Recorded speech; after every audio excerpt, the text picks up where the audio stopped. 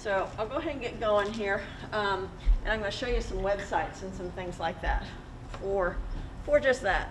So this is how I find and prepare for the internship process. And again, as long as you signed in, I'll be sending you a copy of the PowerPoint as well tonight. We're recording it, and it'll go up on the YouTube page, the Cinematic Arts YouTube page as well.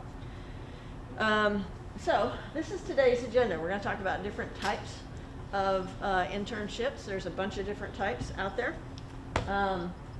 We'll also talk about what do you look for in an internship. How do you know if it's something that you want? And where do you find an internship, as well as recommendation letters and LinkedIn. A lot of you have already created a LinkedIn profile. If you haven't, it's free. You just go to linkedin.com. There isn't a lot of weird junk, spammy kind of stuff on LinkedIn. It's a pretty legit the social medias.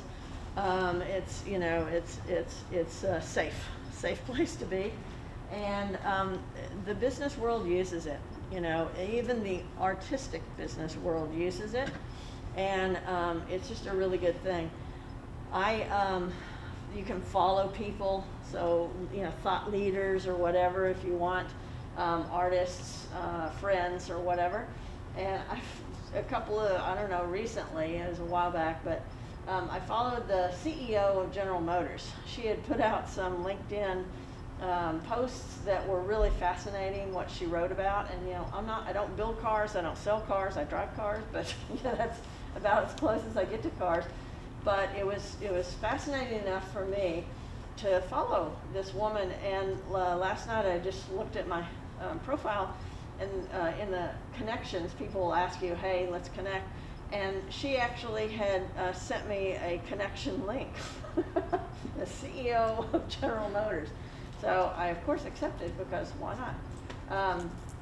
But you never know, who it could be a friend from the past, a teacher from the past, that kind of thing. But it's really good to set up a LinkedIn account if you haven't already. And we did touch on that on the first session. But again, if you haven't done it yet, I highly recommend it. But we'll talk about recommendation letters and LinkedIn, as well as questions to ask. So you've searched for the internships, you've decided what kind you want, you searched for it, you found the perfect one, you applied for it because you already have your resume, right?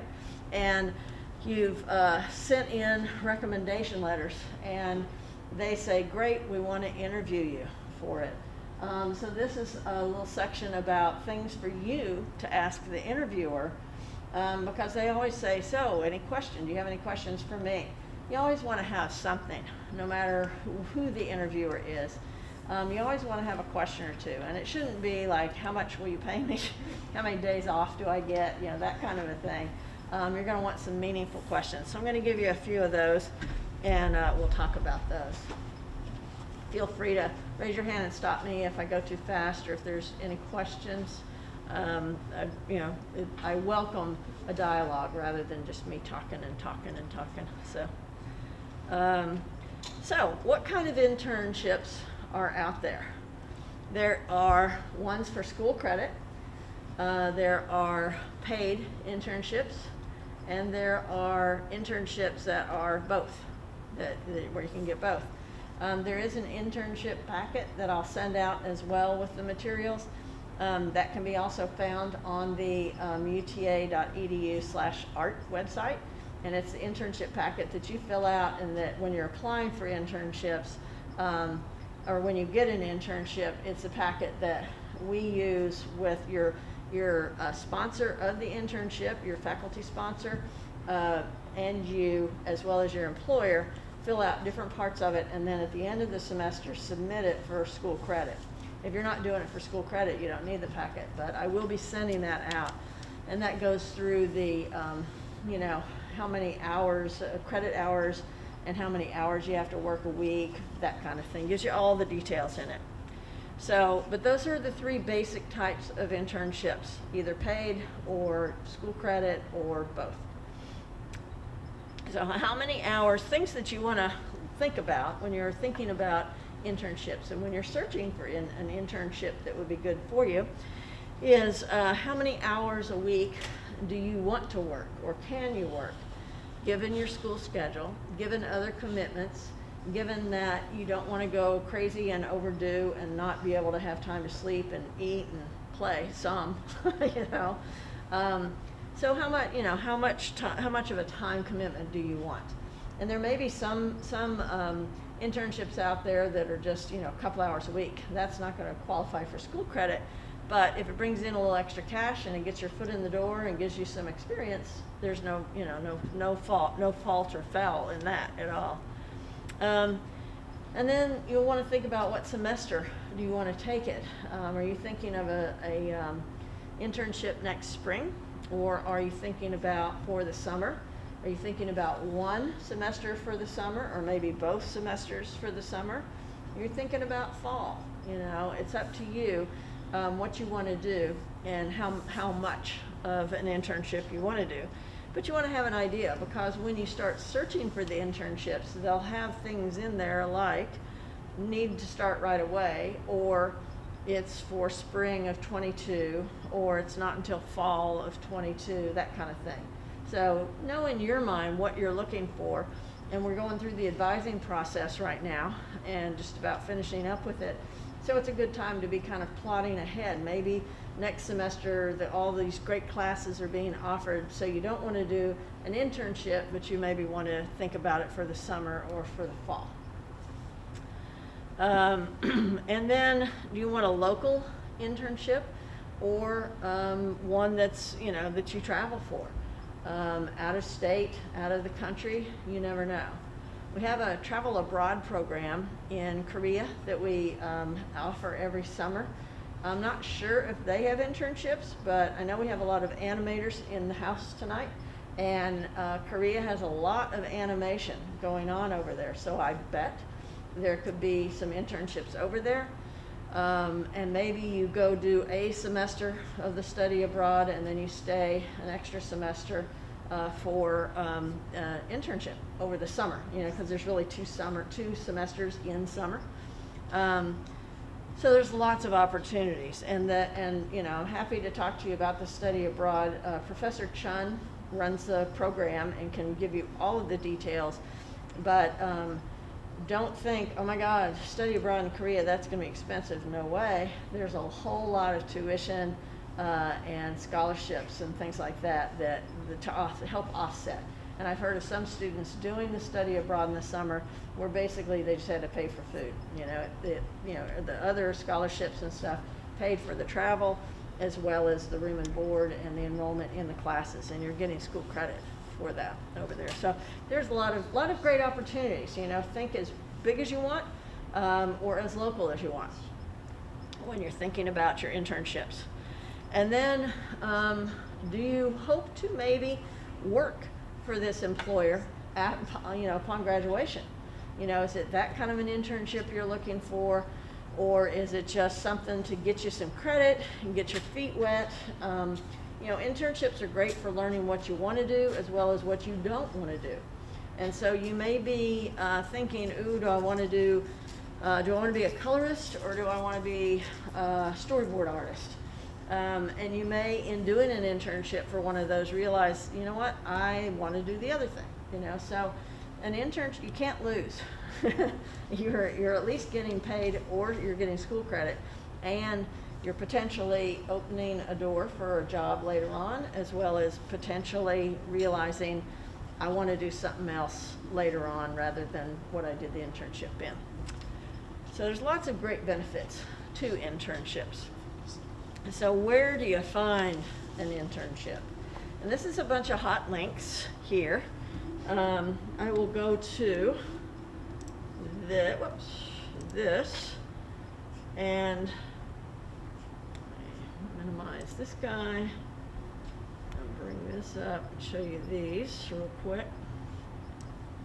Oh no, it didn't do it. Okay, there we go. This did it. So this is Handshake. It's here UTA, you've got, as a student, you automatically have an account. You just have to open it up and start it and log on and create an account. And it will last your whole time here as a student at Handshake. It's where employers in the Dallas-Fort Worth area will post job openings. And you know, if you're a filmmaker, animator, you don't have to worry about just going to filmmaking and animating houses to get those internships. It could be, you know, a company like Dell, where one of our grad students had an internship this summer. She was editing for Dell and was then offered employment afterwards. So, you know, you never know where the job could come from, and it could come from something other than just, you know, XYZ production company. So Handshake, the employers, all kinds of them in Dallas-Fort Worth, will load jobs descriptions on there, and then you can peruse them and you can look, you know, and it may be a job for when you graduate. It may be an internship for next semester. So that's one of the places where you can search. And then there is this, which is Indeed.com, which is great. They have regular jobs, they have film jobs, they have non-film jobs, they have all kinds of stuff. And this is a search that I did where I just filtered it with film internship. You could put animation internship, you could put, you know, key storyboard artist internship, whatever you want. You may or may not come up with results. Whatever you come up with today, you may come up with something different next week, probably will. So, you know, just kind of have some keywords that you always use in your searches. But here's one, social media content internship up in Plano, 15 an hour. Experimentation and casual inference, I don't know what that is, intern. You can do it either remotely or in Los Gatos if you live near there. It's kind of a long drive, so you'd probably want, unless you have a place to stay, probably want to do it remotely. But there's, you know, there is all kinds of things. And so this is Indeed.com, free. You don't have to sign up for a thing. You can, I guess, you can create a deal and then upload your resume, and it will automatically match internships or jobs with your qualifications. There is the Texas Film Commission. They're based down in Austin. I've seen in the past lots of internships in animation on here. I don't know if they're all still there right now, but they have their deadlines and they have different semesters. And then they have, you know, here's success. So these are things that their interns have worked on. Again, it could be virtual, it could be in person. But, you know, and again, these hot links will come in the presentation that I send you. Probably tomorrow morning I'll send them out. Then there's Mandy.com, and that's an international search engine for jobs.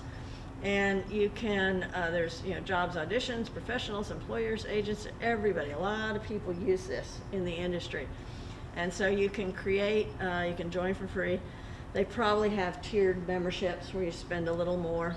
But you can, you know, create a thing and go from there, and then filter it again with internships, with locale, with what in particular you're looking for in terms of jobs.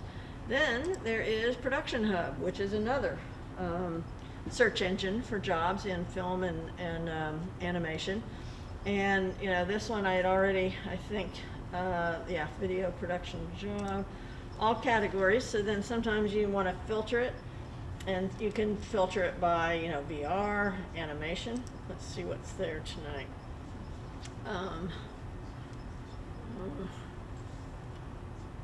Let's see, apply filter. So facial animation position, layout, scene, assembly, animation position. Now these are not necessarily interns, but you can filter it by internship and apply the filter. And they don't have any exactly for that right now. But again, just because they don't have it when you do your search doesn't mean that 30 minutes from then, the next day, the next week, that they won't have some. So it's a, you know, it's a constant thing looking for jobs, looking for internships, doing this type of thing.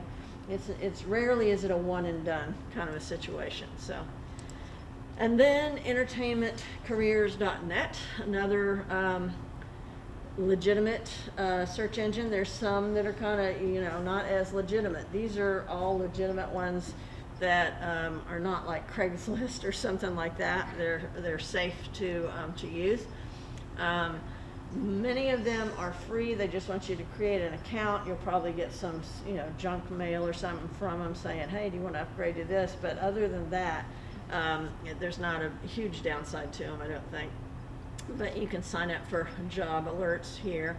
And then again, you can, it's your search is as good as your filters and the things that you put in it to create what it is you want. So here's a bunch of things right now.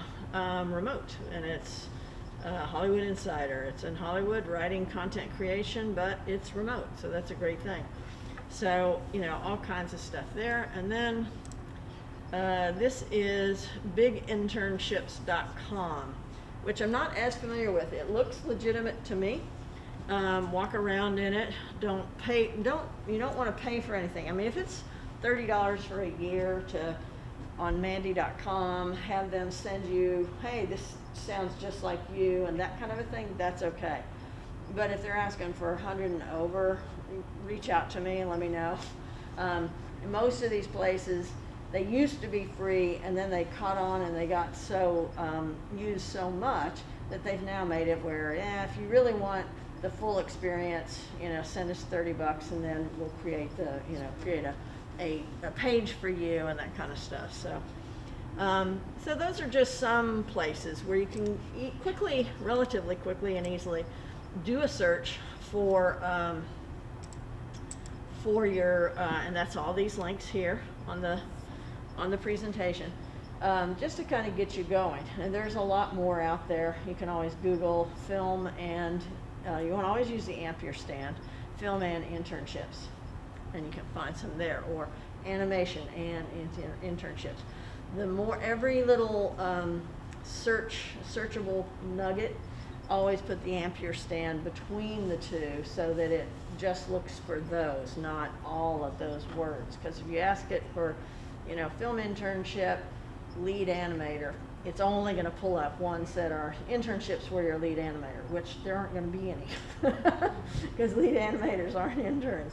So, but if you put in the Ampersand, it will find ones with both, and then you can maybe find something that will be good for you.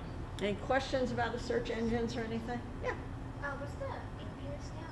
Oh, the Ampersand, it's a musical symbol. It's kind of looks like an S, but it's, that fancy thing. Yeah. Good question. Good question. Anything? Okay.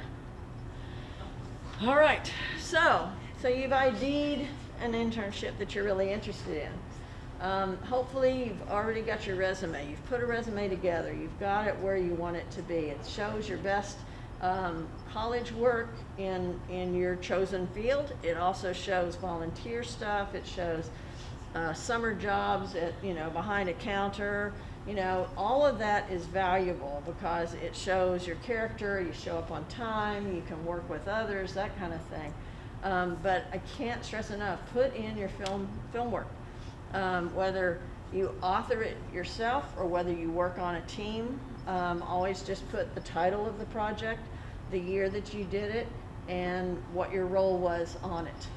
And that is a great section. That's, in your resume. So you've got that, and you notice that they say, oh yes, question.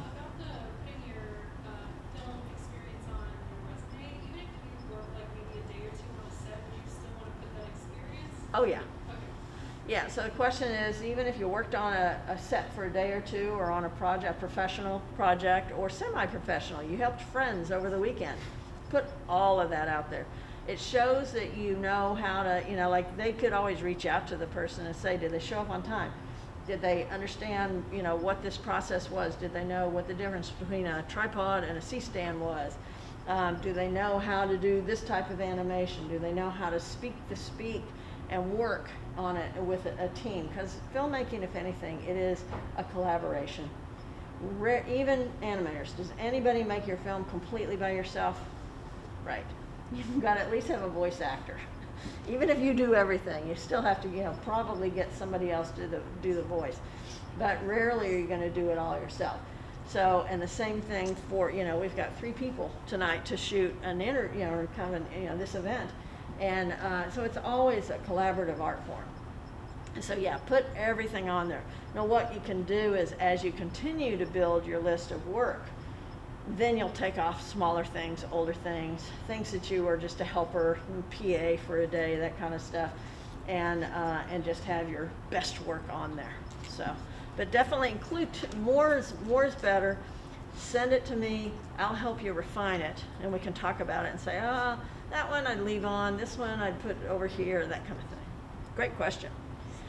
So you've got your resume, you've ID'd an internship that you really want, and you notice that they say, please send 3 letters of recommendation, or 3 names of people that we can ask to send a letter of recommendation. Sometimes they don't have you get the letters.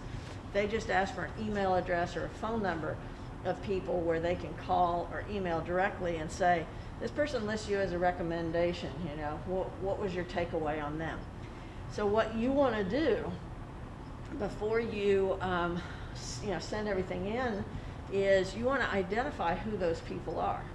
And you want to help, it may have been a while, it may have been a high school teacher that you just excelled in that class. It may have been a first semester teacher here in college that you just did a great job and they love you, but they can't quite remember because they had a bunch of people in the class. So you want to refresh their memory and let them know, hey, it's all about relationships and maintaining those relationships.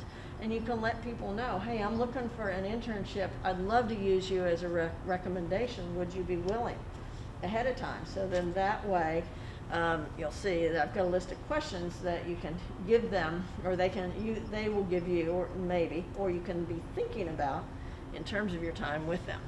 But who do you know? Start, thinking about that.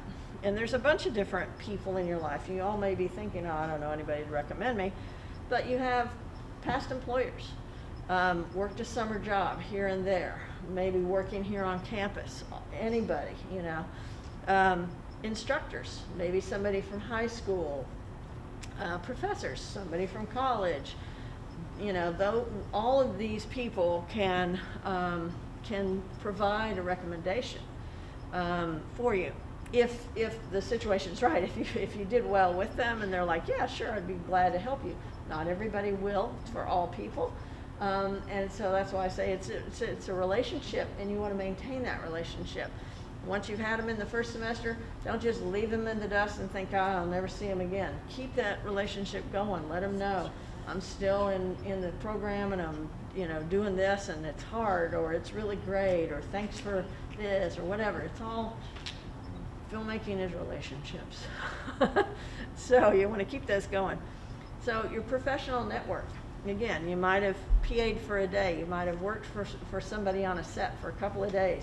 You may have helped somebody with voice acting yourself, or I'll record for you and just, let's go into the booth and, record the voices, or I'll do some scenic design, or, that type of work.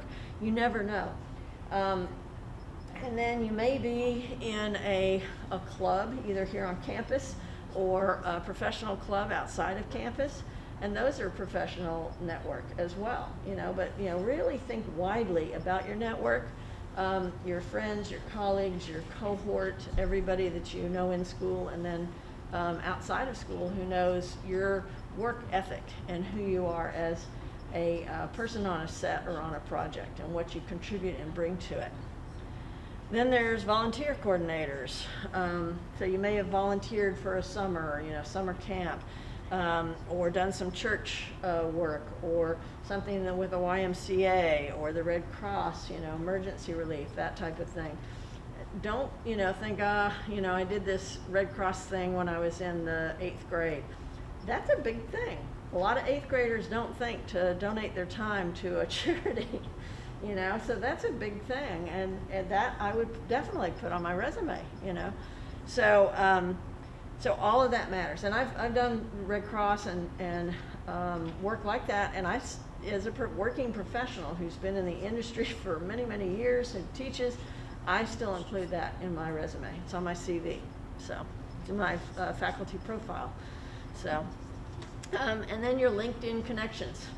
Think about them. Maybe somebody in your LinkedIn connections as you start to build it, and LinkedIn will send you suggestions like, hey, this person's a degree away from you, or also works at UTA, or also is a student at UTA, and you'll start building your network. You never know. You may have some people on the LinkedIn connections eventually that you could ask them. And there's a place when you build your profile, there's a place where you can ask for people to post one that they send to you, and then you can post it on your LinkedIn. If you did some work with somebody and they're like, yes, you were incredible, you made that project happen. And then that lives on your LinkedIn profile as long as you want it to. So, so there's all kinds of great ways to have your recommendations out there. Any questions? Yeah. So if you really want to get an internship or a job in videography and, you know, really have it be in like focused on that, but you have experience, like I personally have experience with photography, like for a really long time. Uh-huh. Do you think that's valuable to put on your resume and your LinkedIn, even if it's not really the direction you want to go down? Yeah. Because it's a lot of the same tools and composition, depending on what you want to get into, but you know, still photography also is composition, lighting, dark, shadow, you know, that kind of stuff. And so it's a lot of those same kinds of principles. No, it's not time-based. There's not audio with it. But yeah, put that in there. Because a lot of, you know, somebody may say, you know, we really need somebody who can do this, but she can also shoot stills. And every project needs somebody for stills. Animation projects need people who shoot stills behind the scenes. You know, you want one of those. We were in the trenches and it was 3 o'clock in the morning and we had to do this one more time. And it's like that could be what, when you send the film off to the festival, you know, that goes in your festival packet and can be a really good thing. So definitely include any kind of things other than what you just want to do. Like I said, you can have well, we'll go back and forth and really refine your resume, but you can have a bunch of different versions of it. You can have one for photo, you can have one for film time-based work. If you're a sculptor, you could have a sculptor one, and then you could have one that includes everything, you know, so it's really up to you how you want to do it. So, good question. All right, so questions to ask the interviewer. So you got your recommendations, you got the resume, sent it in, they said, okay, let's make an appointment and have you come in. And you go in and you do the interview and you know, talk about yourself and you do a great job. And there's a lot of resources over at the Lockheed Martin Career Center here on campus. It's over in the University Center. And they have little workshops and things on how to interview and how to show up and how to network at professional events and things like that. So, so you've done all that, and then the interviewer says, do you have any questions for me? And so if you just go, no, I think you're good, or you say, when do I start, or how much do I make, or how long is the day, those aren't going to show as well. So you want to have meaningful questions that really tell the interviewer you're interested in beyond just this being a gig, you know, that you maybe want more out of it. So, you know, something that you always want to know is, what is the company culture like? You know, is it welcoming, or, you know, is it going to be something where you as an intern kind of feel like an outsider? You probably don't want that internship, you know, if you're kind of if they're just sending you out for coffee, you're not learning about your craft. You don't want to just do that, you know. So you want to ask those questions and see, you know, kind of check around and with that interviewer about the opportunity. You can also ask them, what's the biggest opportunity or challenge for the company itself? Because, you know, if they come back with, well, we're about to go belly up, it's like, okay, thanks, I might want to get my internship somewhere else. Or they may say, you know, we have been around forever and we're really great at what we do, but we figured out that our culture is older people and we want to start connecting with younger generations, you know, the buyers of our product for tomorrow. And so that's what part of this internship is about. New blood, fresh ideas, ways to look at it from a kind of a man on the street, woman on the street perspective, somebody who is younger and has those fresher ideas. So that's that you're like, great, I'm perfect for this internship then, So, and it may be something different, but it's like, that's just an example of what you want to talk about it for. And then, what would you like to see me accomplish in the first 30 days? Again, if they say, oh, we just need you to go pick up lunch and get coffee and, that kind of thing. It's like, yeah, that's not accomplishing much in 30 days or anything. You want to grow. You want to be really learning stuff. So, you want to have an idea of what they think the job is, but then how is it measurable? So that at the end of your first 30 days, yes, you might be I call it super mutant overachiever. You might accomplish that first 30 days in the first 5 days, 10 days, first week, which is fine if you're doing it really good. But it gives you an idea, and it's like, great, she said or he said that they want this in the first 30 days. I've done it in 10. Now what? How can I help you? And so it really helps it's just like if you're an athlete, running track, you want to know where the bar is that you got to jump. And if you do it in better time and better form than the other people, then you're ahead of the game. So it's a great question for that kind of thing. And then what does a typical day look like? Kind of back to that, if they're saying pick up lunch and get the coffee and stuff, thanks, but no thanks, I'm going to get another internship. But if it sounds challenging and they may say, oh, there's no one typical day, but these are some of the things, or this is what a few of different days would look like, that can kind of help you see if this internship is a good fit for you, especially if it is one that's out of town and you're going to have to make some sacrifices for. And, anything like this is a sacrifice. You're giving up free time, but at least if you're getting school credit and or you're getting paid, it helps offset it. But you want a realistic look of what it is you're getting into. And then what qualities are most important in order to excel? That's a really great one. Because not only does it help define for you what exactly they're looking for, but also it helps you in that moment of the interview.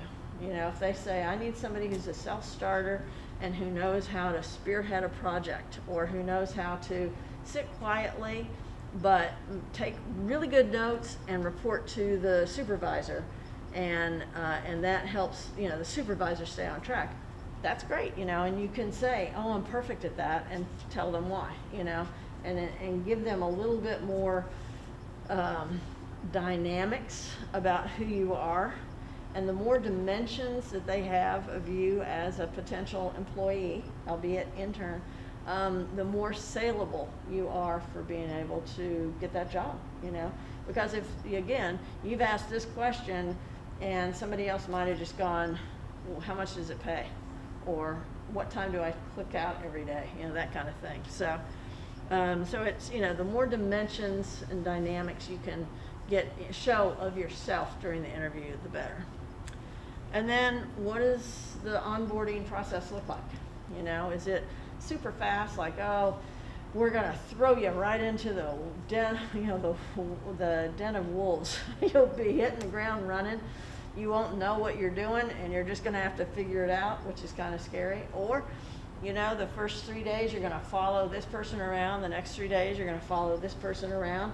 And then the following week we set you loose, So it's all kinds of different ways. And you want to, at the very least, know if you're taking this if you're taking this internship, what you're up for, rather than being surprised on that first day. And this is always a great one. What's your favorite part of working here? Is it the comradeship, the collegiality of everybody? Is it, Freaky Friday, we have a great lunch together, so they bring in lunch, and it's, fun every Friday. Is it the work that we do, we're changing the world one XYZ at a time, that kind of thing. So it's always good, and it it helps, again, with those dynamics. You learn the dynamics of the company and are not just kind of like, "Ugh," you know, wondering what it's going to be like, and then you get halfway into the internship and realize, I don't want to do this, because there's nothing worse than that kind of thing. And then the leadership style of the supervisor. That's a fair question to ask. You know, it may be somebody who's completely hands-off. It may be somebody who is a micromanager. And think about where you flourish the best, you know, in terms of a supervisor, i.e. a work supervisor, an instructor, you know, any kind of situation. And there's usually kind of a happy medium, a little bit of both, but not a whole lot of, you know, all of it at once.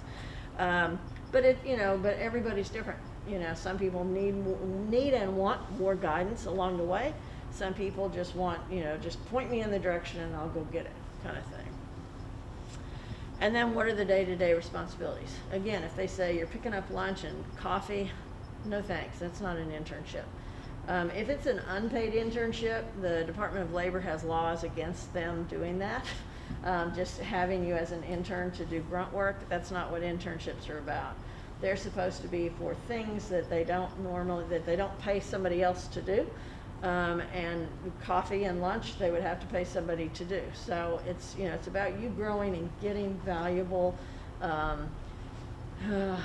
information or skills out of the internship, you know. So, you know, ask them what the day-to-day is. You know, it could be like, you know, you're going to get that morning coffee, but you're working with the boss, and then after that, the boss is going to, you know, sit in the room around that cup of coffee and talk to you about how they got to where they got, you know, and how they do what they do, and then they'll send you out into the field and that kind of thing. So there's all kinds of ways to look at it, but it's a fair question to ask.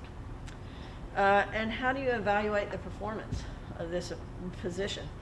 And so that's really good. You know, are they looking at, and they're probably, you know, all of them are taking different things into account, but some may be just looking at attitude. Some people may be looking at output, you know, how productive are you at doing something? You know, there's different ways, but that gives you an idea, if you decide to accept that internship, what the employer is looking for and judging you by. Because ideally, you want them to be your next recommendation letter, you know. It's all about relationships over your career. And your internship today could be the key to your full work life.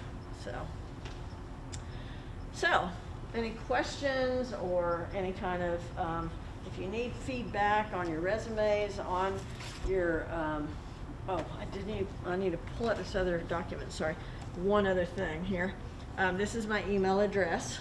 It's also on all the little internship posters around campus. Let's see here. Let me find this other document that I have. Check questions. Hopefully. No? Okay. Since our internet went out today, it's been doing weird stuff with my documents. There we go. So, whenever someone asks me for a recommendation, how are we doing on time? I just want to make sure we're not running late. 6 minutes, that's good. Okay, so when anybody ever asks me for a recommendation, whether it's for grad school, and I'll be sending this to you as well in the email. If they ask for a recommendation for grad school, for a job, for an internship, for a whatever, I always send them this list of questions.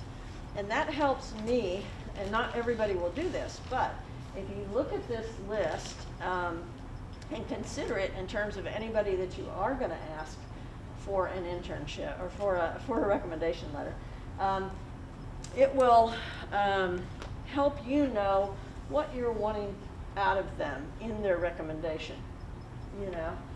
Because it's like, why did you choose me?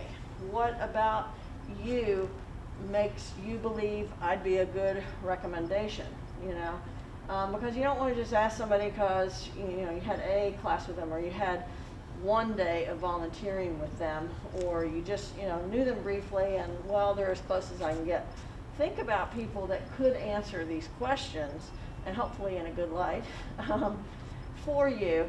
And hopefully they'll be honest enough, if they don't believe they could, do a favorable recommendation letter for some reason, that they'll say, I don't think I'm the right person. You should, check with another person, that type of thing. But these questions help me in writing the recommendation letter so that it is meaningful and stands out, and is not just, student so-and-so would be great at doing XYZ. I think you really should hire them or get them into your program, or what, it's like, that's meaningless. It's not a recommendation letter. You want some meat behind it. But if it's an employer from a long time, it's not a current employer, or it's not a current teacher that you're working with, but even then, teachers have a lot of students, so it's sometimes hard to kind of pull some of those nuggets out. So give them fodder. If you really want somebody to write a good recommendation letter, this is the way to do it. Why do you feel, number 8, why do you feel you're a uniquely good candidate for this particular scholarship, XYZ, whatever? And that's, it's like, that helps the writer of the recommendation letter immensely. And you want to make it as easy as possible for the person, because if they're in a position to write recommendation letters for you, they're probably pretty busy. And you don't want them going, oh my God, having to look through files. When did I have that student, and what class was it? And what was some outstanding projects that they did that was really great? It's like, give it to them, So, and I'll send this, but this is just a list of questions that I use for different scholarships, getting into a school program or a job or that type of thing. So, any questions? I've answered them all. Okay. Well, thank you so much. Thanks for coming tonight. Again, help yourself to the candy. Fill up your pockets. Take it to your roommates, your friends. If you didn't sign in, please do, so that I can send you all the files. I still owe them from the last event a couple of weeks ago, so it'll be weeks 2 and 3 as well. And if you didn't come to the first one about resumes, just raise your hand and I can make sure and send you the first one as well, that packet, but I'll assume that everybody has the resume stuff. So, but thank you, everybody. Have a wonderful night. Thank you. You're welcome. My pleasure. And feel free to email me, drop by my office. It's 162 anytime. I want to help you get your resume together and get it perfect anytime. So just holler. So, I do have a question while I'm Yeah. here. When do you think is the best time, or an appropriate time to get your internship? Well, you have to, for school credit, you have to have had at least 4 3,000 level classes. So that's usually your third year, or your third year or your 5th semester on up. So just after CPR, the 30 hour, I think it is, CPR. And so that's the earliest you can do it. It really kind of depends on what you're looking for and the timing of the available internships. If you've taken classes that you feel, oh my God, these are great, now I just want to do this in an internship, and you're prepared to, that's great. If it's, oh, I don't get to take that class for another couple semesters, then maybe on down the line. There's no one answer, but I would say, and you can also do them post-graduation. You can get an internship. Wouldn't be for school credit, but you still would get that foot in the door and possibly a job later on. So if you can afford to, do an internship for, a month, or, depending on what they offer, that kind of, it's just, there's so many different ways to look at it. So, but yeah, and sometimes the internships lead to jobs, sometimes they don't. It's just what you're looking for, for it. But I would not do it in my final semester when you're taking the cinema thesis project class, which is it's your final, it's a capstone course. You don't want to be doing an internship necessarily at that same time. You want to put all your creative energy into your final project, your cinema thesis, and that's animation as well as live action. So, you know, I would say try to steer away from that last semester. So one of the, you know, the fifth, sixth, seventh semesters ideally, somewhere in there, or any summer in between. So, good question. Yeah, you bet. Well, thank you, everybody.